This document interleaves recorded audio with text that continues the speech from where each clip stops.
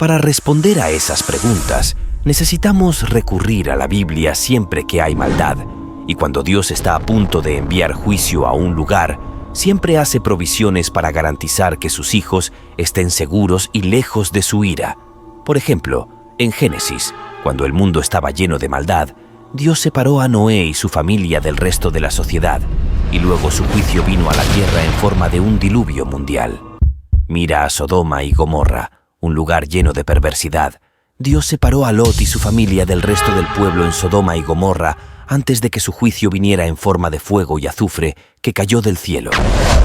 Cuando los hijos de Israel estaban ante el Mar Rojo, Dios separó las aguas para que pudieran cruzar, y tan pronto como estuvieron a salvo, las aguas ya no estaban divididas y el ejército de Faraón se ahogó. En varias ocasiones, Dios separó a su pueblo de aquellos que eran impíos. Hoy quiero mostrarte 6 tipos de personas que empezarás a ver, o tal vez debería decir 6 tipos de personas que estás viendo en estos últimos días. Destaco a estas personas porque llegará un momento en que la profecía bíblica se cumplirá y Dios separará a sus hijos de aquellos que practican la maldad. Ahora, estas 6 categorías son los engañadores, los adoradores de ídolos, los insensibles y desamorados, los orgullosos, los inmorales y aquellos con una forma de piedad. Vamos a hablar sobre los engañadores.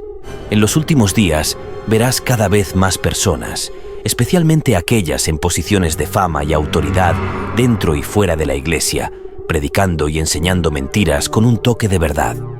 Hay de los que a lo malo dicen bueno, y a lo bueno malo, que hacen de la luz tinieblas y de las tinieblas luz, que ponen lo amargo por dulce y lo dulce por amargo.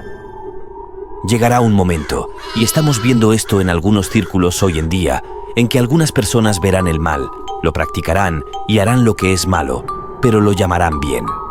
En esta era, necesitamos ser cuidadosos con lo que consumimos. El verdadero evangelio de Jesucristo nos llama al arrepentimiento, pero algunos predican un evangelio superficial que nos dice que estamos perdonados, pero no nos exhorta a arrepentirnos. Dice que somos amados y habla de la misericordia de Dios, pero no nos corrige ni nos insta a llevar nuestra cruz y crucificar nuestra carne. Por eso necesitamos ser tan cuidadosos. Hablemos sobre los adoradores de ídolos.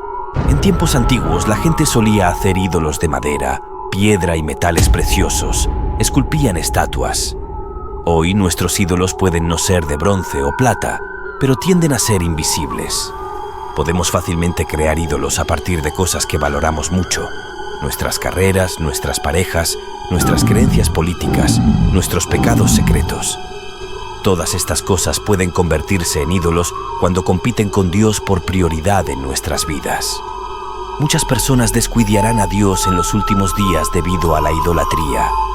Ídolos silenciosos, ídolos invisibles, ídolos que solo habitan en las partes más profundas del corazón. Estén atentos, porque Dios es un Dios celoso. El tercer tipo de persona que empezarás a ver es aquel que es insensible y desamoroso. La Biblia en 2 Timoteo 3.2.3 dice: «Pues habrá hombres amadores de sí mismos, avaros, vanagloriosos, soberbios, blasfemos, desobedientes a los padres, ingratos, impíos, sin afecto natural, implacables, calumniadores, sin templanza, crueles, aborrecedores de lo bueno». Analiza más de cerca este versículo. Las personas amarán a sí mismas y solo se preocuparán por sí mismas porque son amantes del dinero. Hay una palabra clave que describe cómo serán las personas, y esa palabra es sin amor.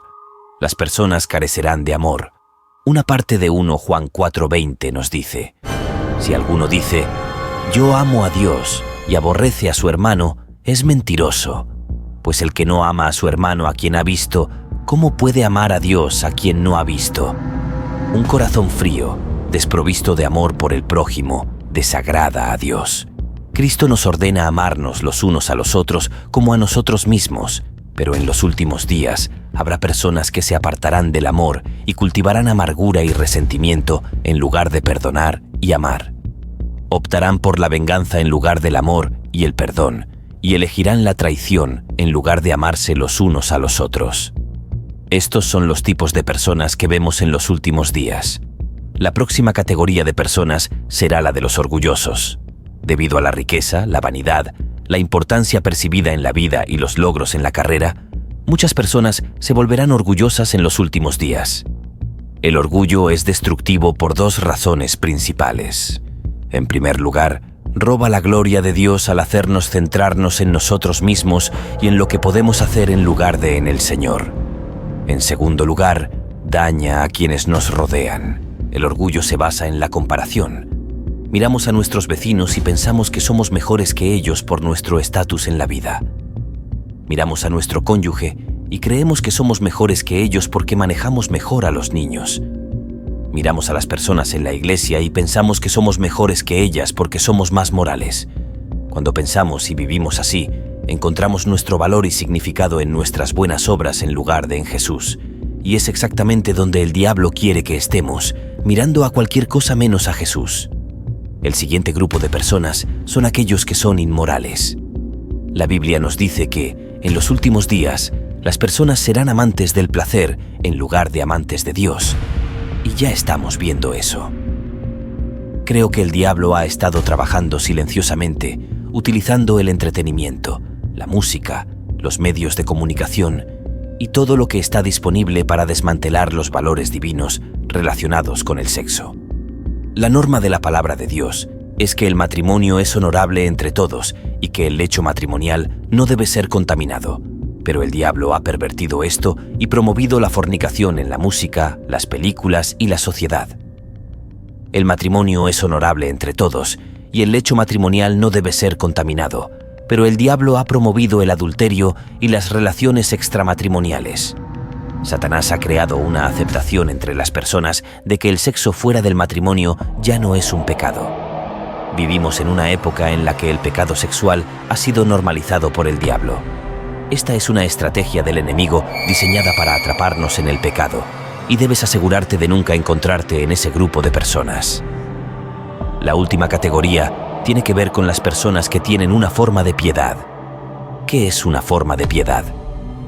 Está relacionada con parecer cristiano, vestirse como cristiano, pero en realidad, en tus momentos privados, no te esfuerzas realmente por ser semejante a Cristo. Hay mucha decepción hoy en día. El entretenimiento es engañoso, aparentando ser bueno cuando hay una agenda maligna detrás. La música es engañosa, sonando bien pero con una agenda maligna. Algunas iglesias son engañosas, tienen una forma de piedad, pero hay maldad sutil. Pastores son engañosos, tienen una forma de piedad, pero sus vidas son completamente diferentes de lo que predican. Igualmente, hay personas en la iglesia que parecen ser buenos y fuertes cristianos a primera vista, pero Dios conoce sus corazones, que están lejos de Él. Como hijos de Dios debemos estar siempre listos.